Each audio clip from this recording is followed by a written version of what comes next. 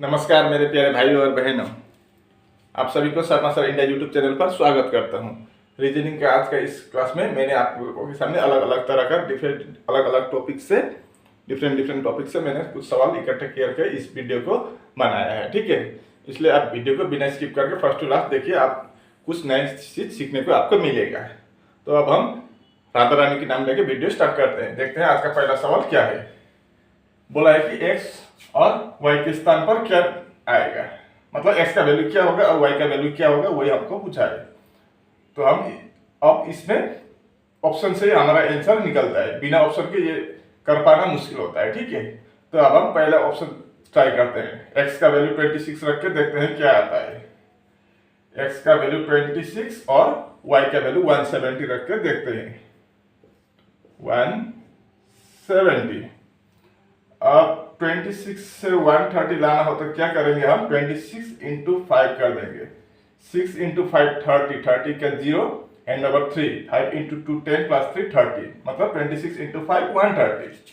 अब यहाँ पर इंटू 5 करने से क्या 170 आएगा क्या, 5 इंटू 4 20, 20 का 0 एंड नंबर 2, 3 इंटू 5 15 प्लस 2 70, मतलब ये सही है।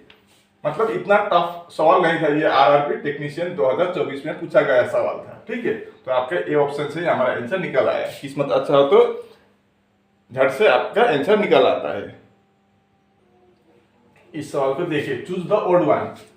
257 725, 419 941, 834 483, 627 726, मतलब यही नंबर इधर दिया गया है, लेकिन सफल करके रिसफल करके दिया गया है।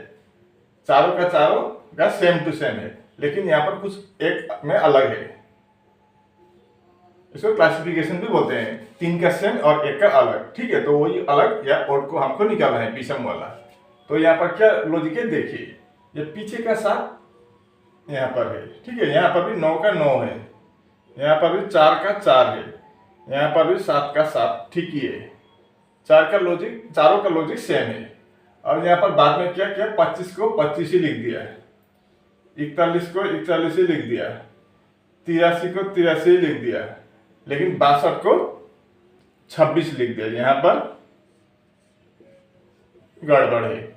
जिस तरह का लॉजिक यहाँ पर लगा था वो लॉजिक यहाँ पर नहीं लगा, तो आपका डी ऑप्शन ओड हो जाएगा। ठीक है,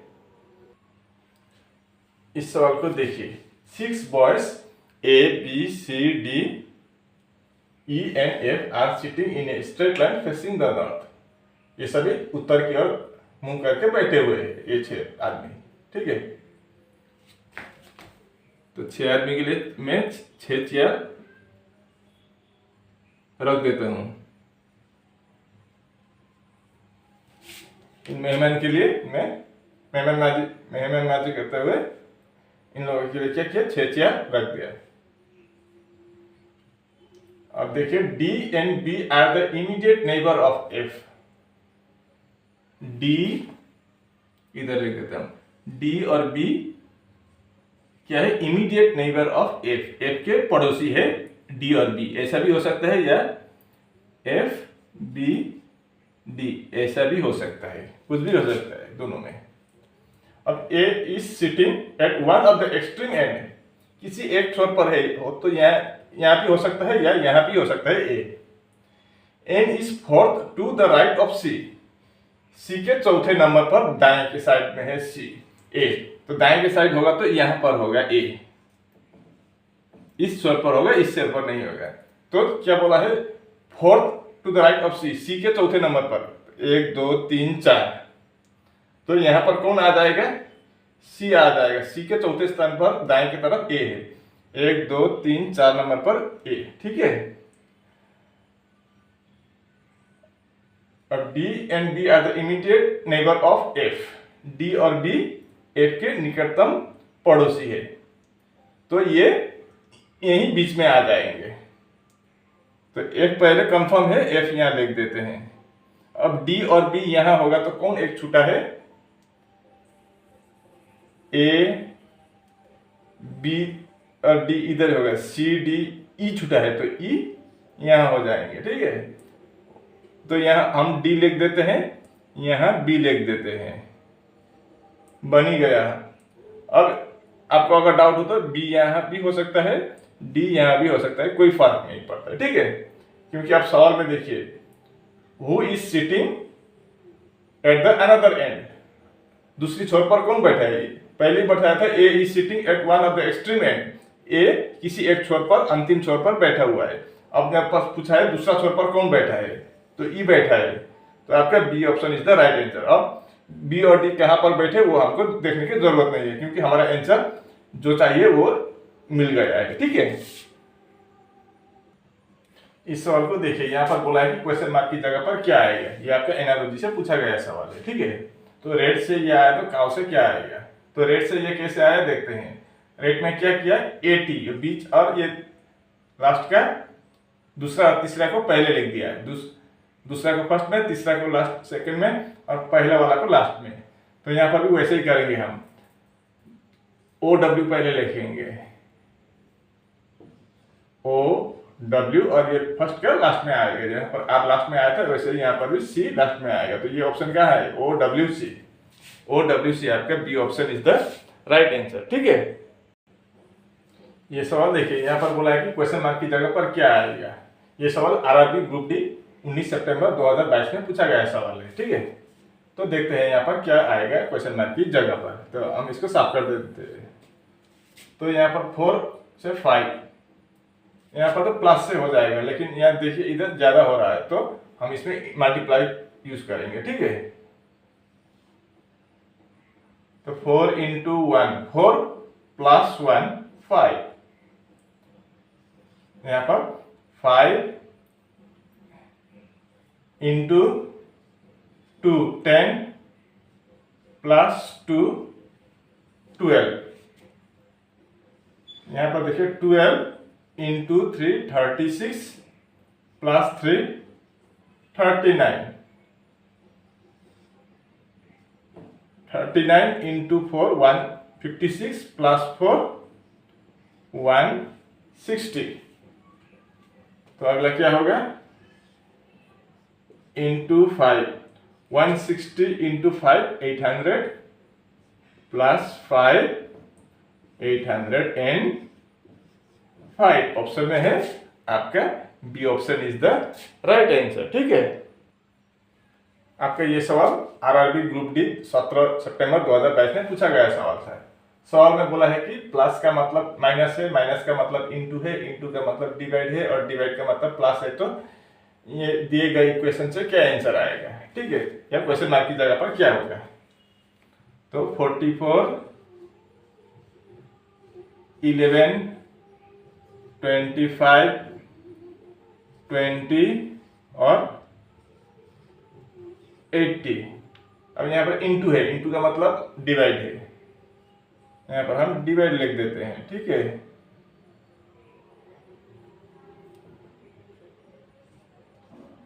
अब माइनस की जगह पर क्या होगा, इंटू होगा, यहाँ पर इंटू, डिवाइड की जगह पर प्लस होगा, तो फिर यहाँ पर माइनस हो जाएगा, प्लस की जगह पर माइनस, ठीक है। तो बटबस रूल यहाँ पर फॉलो होता है। तो हम डिवाइड करेंगे पहले, 44 को 11 से डिवाइड करने पर कितना आएगा, 4 आएगा, इंटू 25 प्लस 20 माइनस 80, 4 इंटू 25 आपका कितना होगा 100 प्लस 20 माइनस 80। अब 100 प्लस 20 120 माइनस 80 करेंगे तो कितना आएगा 40 आएगा, यानी कि आपका C option is the right answer. इस सवाल को देखिए, यहाँ पर पूछा है कि इस फिगर में कुल कितना ट्राइंगल्स है या त्रिभुज है, वही हमको निकालना है, ठीक है।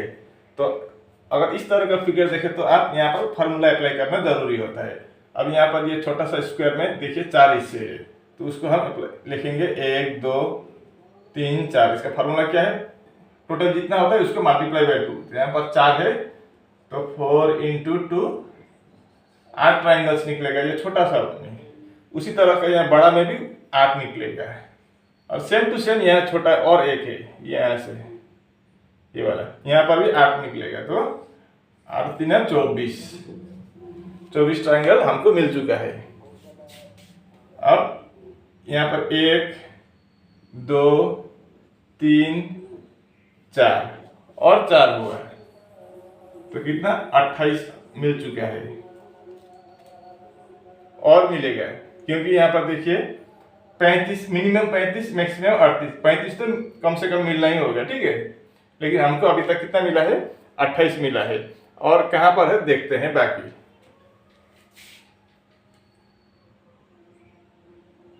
अब इस ट्राइंगल को देखिए, इतना तो खत्म हो गया। अब ये वाला ट्राइंगल हम पकड़ेंगे, ठीक है। यहां से लेकर एक इधर, ये एक, और यहां से एक ऊपर की तरफ जा रहा है 2, और ये पूरा एक बड़ा है 3 हुआ है यहां से। ठीक उसी तरह का यहां पर भी देखिए, यहां से एक होगा ये, उसी तरह से ये एक हो जाएगा 2 1, ये पूरा बड़ा वाला है 3। अब यह बीच से देखिए, यहां से अगर हम इसको भी ऊपर का एक, ये ऊपर तक एक हुआ, ठीक है। अब यहां से एक इधर भी होता है 2, एक पूरा ये बड़ा वाला है 3, तो कितना हुआ 28 28 29 30 31 32 33 34 35 36 37। तो इस फिगर में कुल मिलाकर 37 ट्रायंगल्स है। इस सवाल को देखिए, यहाँ पर कोई ब्लैंक की जगह पर क्या आएगा वही हमको लिखना है यहाँ से, ठीक है। ये रिपीटेड सीरीज तरह का है, लेकिन रिपीटेड सीरीज नहीं है क्योंकि यहाँ पर कोई भी नंबर रिपीट नहीं हो रहा है। या कोई भी नंबर तो नहीं, अल्फाबेट रिपीट नहीं हो रहा है। तो टोटल कितना है गिनती करते हैं, ये 1 2 3 4 5 6 7 8 9 10 11 12 13 14 15 16 17 18 है। तो क्या इसको हम 6 के करके एक ग्रुप बना सकते हैं क्या? 1 2 3 4 5 3 4 5 6, यहाँ का 1 3 4 5 6 नहीं होगा क्योंकि अलग अलग लेटर है, तो नहीं होगा। तो इसमें लॉजिक क्या है मैं आपको बता देता हूँ, देखिए क्या है, ठीक है। हम 4 4 का एक ग्रुप बनाएंगे, लेकिन पीछे से 4 1 2 3 4 यहाँ तक का एक ग्रुप हो गया। फिर यहाँ पर 2 है, आगे 1 पीछे 1, ये 4 का एक ग्रुप हो गया है। ऐसा 4 का 1 1 2 3 4 का 1 1 2 3 4 का 1 1 2 3 4 का 1, इसको छोड़ देते हैं। अब देखिए ए बी, उसके बाद क्या है ई है, मतलब यहाँ पर क्या छोड़ा गया है, बीच का सी और डी को छोड़ दिया गया है।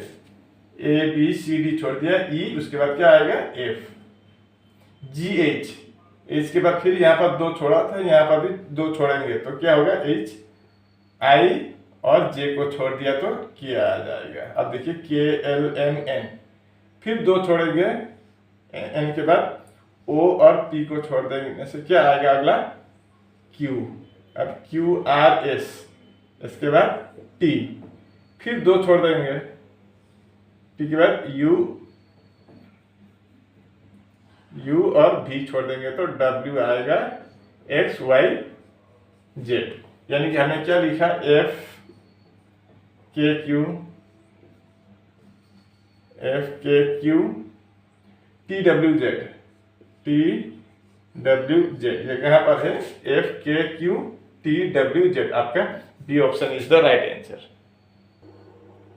इस सवाल को देखिए, सवाल में बोला है कि अगर इस पेपर के शीट को हम फोल्ड कर दें तो इन 4 में से कौन सा वाला बनाया नहीं जा सकता। ध्यान से सुनिए, इसको अगर हम फोल्ड करें तो इन 4 में से कौन सा वाला बनाया नहीं जा सकता है। मतलब यहाँ पर 4 डाइस में से 3 डाइस बनाया जा सकता है, सिर्फ एक बनाया नहीं जा सकता है। तो वही कौन सा वाला नहीं बनाया जा सकता है, वही हमको पहचानना है, ठीक है।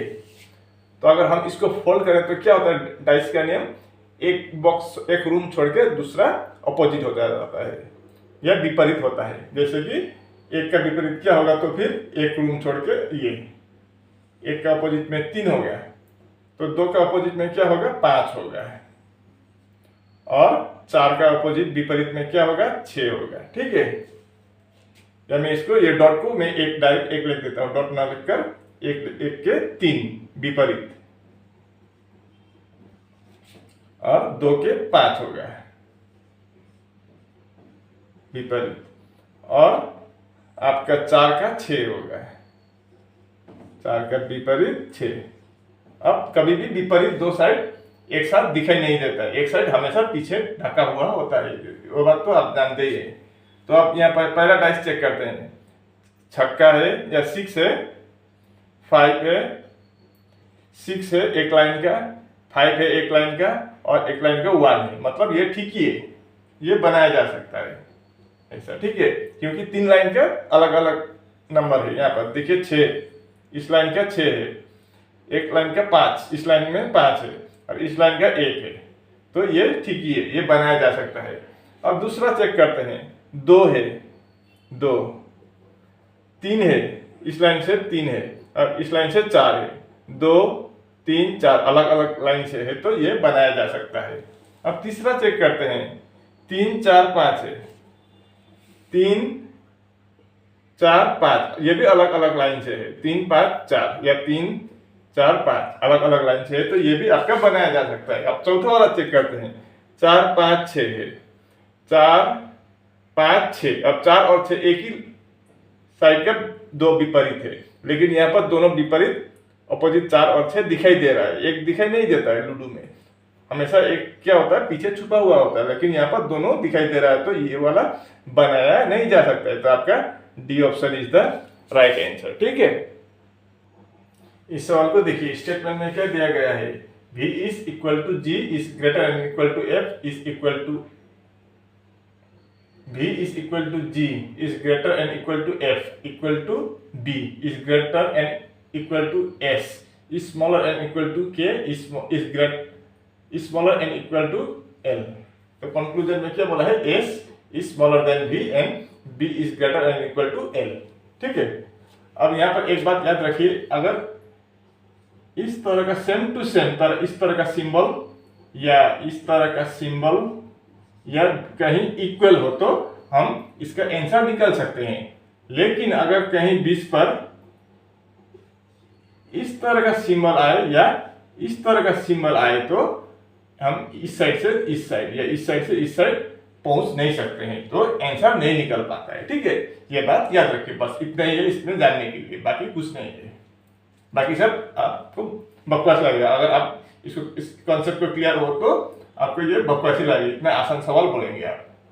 अब देखिए एस और भी की बात है, भी यहाँ पर है, एस यहाँ पर है, अब एस से भी बड़ा है बोला है, ये सही है क्या है। अब हम देखिए एस से बड़ा है बी है कि नहीं, एस से बड़ा है बी, बी बराबर एफ है, तो बी भी बड़ा है, एफ भी बड़ा है एस से, और एफ से बड़ा है जी, और जी बराबर भी है, मतलब ये एस से बी या भी ऑटोमेटिक बड़ा हो जाएगा। एस से बड़ा है बी, बी बराबर एफ है, अब एफ से फिर बड़ा है जी, जी से बराबर है एफ, मतलब ये भी एस से बड़ा हो जाएगा। अब दूसरा चेक करते हैं, बी बड़ा है एल से, बी यहाँ है और एल यहाँ है। अब यहाँ से जाए आप बी से एस तक पहुंच गए, लेकिन एस से रास्ता बंद है क्योंकि इस तरह का सिंबल आ गया। अब यहाँ देखिए एक ऐसा है एक ऐसा है, बीच में अड़चन आ गए। ठीक है, तो हम बी से एल तक या एल से बी तक नहीं पहुंच सकते, तो आपका दूसरा वाला क्या हो जाएगा, गलत हो जाएगा। तो कौन सा ऑप्शन होगा, ऑप्शन 1 फॉलो होगा, तो ओनली कंक्लूजन 1 फॉलोस होगा। और इसी के साथ आज का ये वीडियो सेशन यहीं पर समाप्त होता है। अगर वीडियो अच्छी लगी तो वीडियो को लाइक शेयर कमेंट करना, और अगर आप चैनल पर भी नए हो तो कृपया करके चैनल को भी सब्सक्राइब कर देना। ठीक है, तो आज के लिए बस इतना ही, धन्यवाद।